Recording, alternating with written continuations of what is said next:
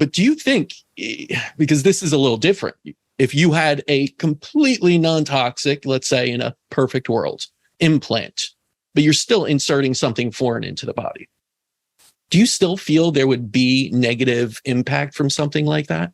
Would you be more prone to say, well, it's completely, we know there's nothing on it, it's clean, no heavy metal, no nothing, and it's just this biocompatible sort of new thing they found? Yeah.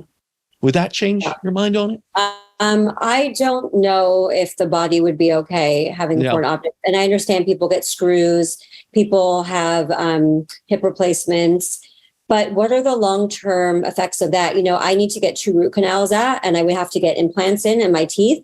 And I'm hesitant because even though I understand how dangerous root canals are, I am still hesitant of putting an implant in my mouth because people still have problems with that.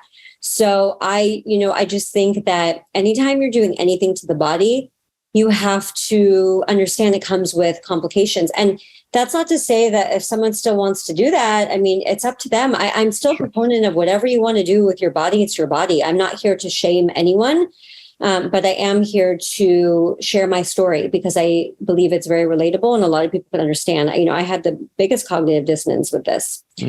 So I just think that anytime you put anything in your body, you're asking for some kind of reaction, you know, and maybe in someone, their body constitution is stronger and they might be okay.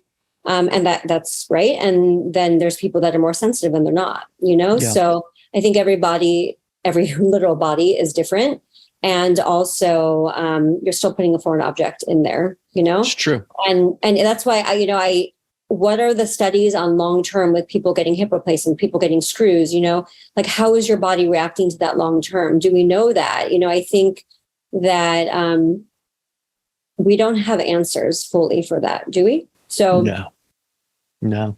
And that's the thing. I think we never really truly have answers, but if we look to nature, I think nature does it best. And we've evolved over such a long time into the amazing beings we are now, spiritual, energetic, and physical beings.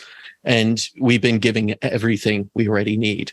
Anything extra or anything on top of that, the body may perceive as a foreign, even if we don't, even subtly in an energetic way, like you said, over chakras and everything, that could throw us off and lead possibly to disease. So it's a risk, like everything is.